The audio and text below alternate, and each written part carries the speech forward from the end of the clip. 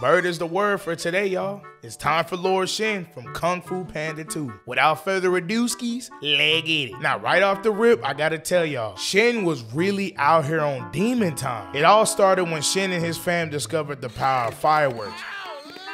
Cause you can't lie, fireworks do be glistening and looking pretty dope, you know what I'm saying? Can't say the same about your girl though, but I ain't saying nothing. Anyways, this goat lady who looked like the grandmama of that singing goat from Hoodwink. Could you stop singing? Basically told Shin that one day, for seemingly no reason at all, a panda bear or a warrior of black and white was gonna run his fade and put him on a 50% polyester, 50% cotton t-shirt. Shin was not having none of that. So bro took it upon himself to go out into the wilderness and go cook up every single panda in existence. Warrior of black and white is vague as f.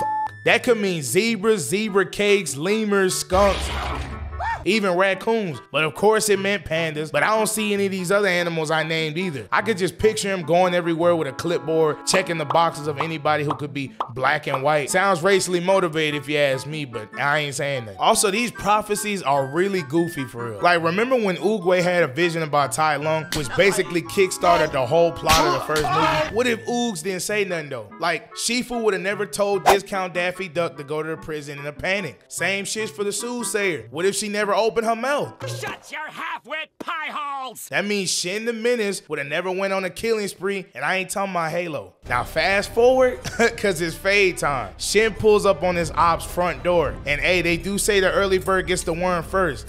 I'll stop. So he walk up into the city trying to kick everybody out, and Master Thunder and Rhino sitting there like, bro, who is you? Like, who let this dirty ass bird nigga in here? I told y'all quit opening the windows, bro. Shin was playing his cards right too, cause even he knows you can't just pull up on legendary Kung Fu masters all stupid. Bro brought backup, and he brought the latest and greatest. Behold the Kung Fu Killer 3000. This will murk anything that even smells like Kung Fu in an instant. Shin was feeling himself too, cause he got his check and cashed out on a doomsday device. That's crazy. He said this new strap of his gonna have them splattered on the wall, looking like a fresh batch of Nickelodeon slime. Rhino in the game was not digging bro coming in here talking slick, so they got the boxing. Master Ox tries to rush Shin, but then Shin yo-yos this dude to the floor, box. Then he moon kicks Master Croc and tries to put bro on the menu and slice him up with these blades. Then he pulls out this samurai jackass blade out of nowhere and gets the stir fry. This was the quickest cook up I've ever seen. And what's crazy is, if you look closely, all Shin did to Master Croc was kick him in the back of his dome piece, and he threw in the towel. Like, look how bro just rolled over. Like, whoever gave y'all the master title was on some white powder. Y'all suck. Boo-boo Cheechwa. Then Master Rhino decides to play defense after watching his homies get baked at 450 degrees. Look at this form though. This is clear block nation technique right here, bruh. He even blocked one of Shin's blade with his horn, bruh. That was clean. Like, nah, that was clean. Then he pushes bro back with his hammer and breaks the rest of his blades he was ready to chuck. Master Rhino straight up tells bro, you ain't like that, bruh. So you might want to ease your ass on up out here. And what's crazy about this is Shin agrees with bro. I agree. He knows his hands aren't that cutting edge, get it? But he was like, this Blicky right here got it though. This dude proceeds to open up his Amazon Prime delivery box, load that Chopper Whopper 2000, and merge Master Rhino. Oh, for real? On God?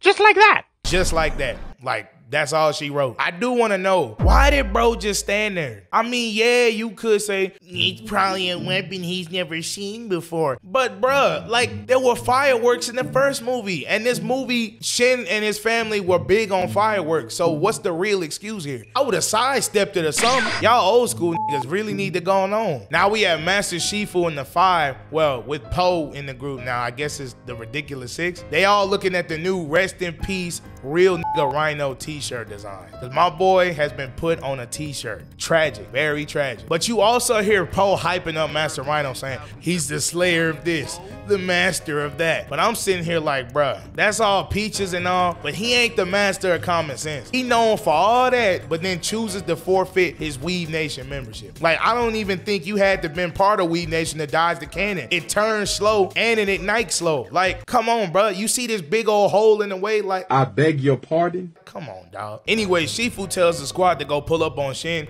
and teach him that Kung Fu is apparently still better than any straps known or unknown to man. Po is like, nah, bruh. Like, I know I'm the Dragon Warrior, but I ain't signed up for getting shot at. Hands is one thing, but giant cannons is another.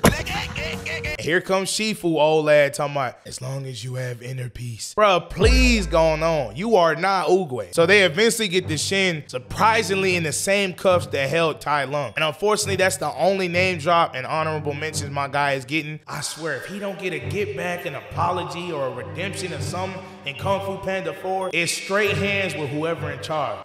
But anyway, Shin hears Po coming up the stairs, thinking that the warrior destined to fold him is gonna be like the Green Ninja or something like that. Po gets up the stairs and Shin is flabbergasted. So this the dude y'all really thought was gonna cook me up? Master Rhino couldn't even dodge, and you think this Dunkin' Donut finna do something? To be honest, Shin had a point. I still don't know how Po beat Tai Lung, who's a master of 1,000 Kung Fu scrolls and some change. Shin is confident in his new doomsday device, so he takes aim and finna get this charade over with. But Po was being slick the whole time, and he had a fake mantis in his cage he was holding. The real mantis was keeping the cannon from lighting up. They all get free from their cuffs, and for some reason, they felt that now was the best time to strike a pose. Like, fam, you are not at a convention. Get your egg leg back. The 5 start getting to work and dispose of Shin's blicky, and Po goes after Shin. Look at this, fam. Po really hit dude with the belly slam. This is not WWE. I don't hate you. Hate roosters. I don't hate you. Hate cocks. I love. I bet bro was practicing this before he got here. Then we think the movie finna be over because everybody's celebrating and Po got his hands on Shin. But then Shin flickered the wrist, I mean his feathers, and gives this man Po civil rights flashbacks. And yeah, I know y'all probably gonna be like, oh no, you foul for. At this point, I might as well call him that, right? Genocide against a particular race? Sound familiar, don't it? Anyways, Po realizes that Shin was the one who cooked up his entire family. Heck, his entire people. And Shin was like, yep, that was me. I cooked. Then bro just straight up dips.